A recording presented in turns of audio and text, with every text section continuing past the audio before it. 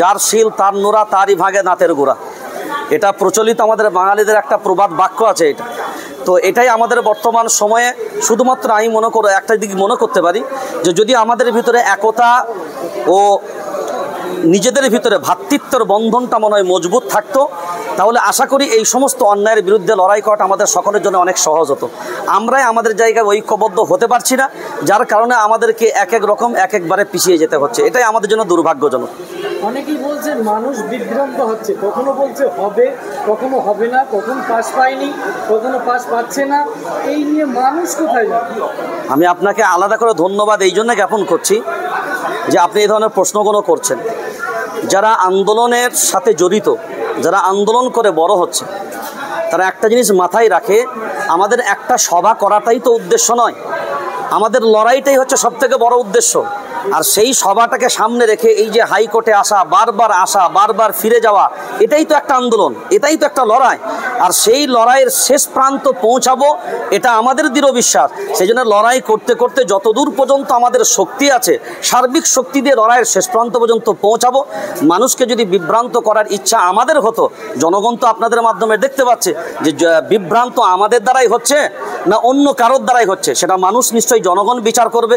আমরা তো face to face প্রত্যেক দিন যা হচ্ছে আপডেট জনগণকে দিচ্ছি, কারণ এই আন্দোলনে আমরা হয়তো একটা নগণ্য কর্মী, ঠিক কথায়, কিন্তু আসল এই আন্দোলন, আমি আবারও বলছি, বাংলার আপামর জনতা, পুরো জনগণের আন্দোলন। সেজন্য এই আন্দোলনকে রদ করা, কণ্ঠরোধ করা, আশা করছি কেউ পারবে বলে মনে হয় না। সেই জন্য সময়ের অপেক্ষা, সময় নিশ্চয়ই কথা বলবে। বিভ্রান্ত হয়ে যাচ্ছে, কি বলবেন?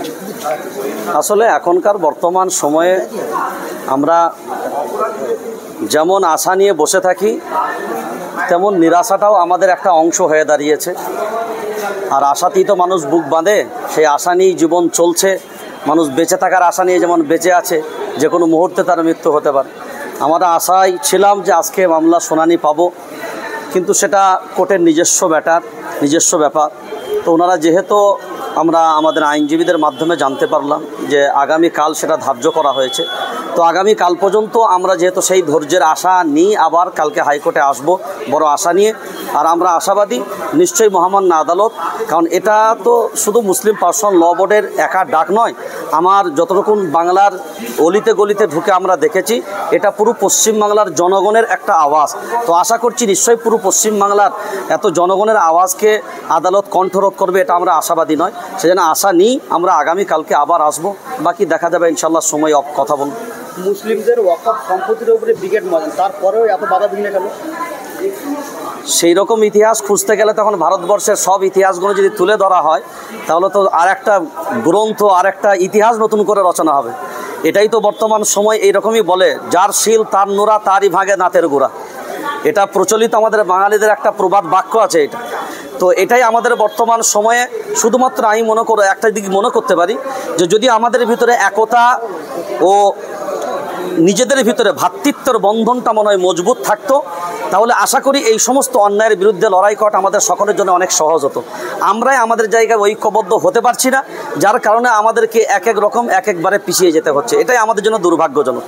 অনেকেই বলছেন মানুষ বিভ্রান্ত হচ্ছে, কখনো বলছে হবে, কখনো হবে না, কখনো পাস পায়নি, কখনো পাস পাচ্ছে না।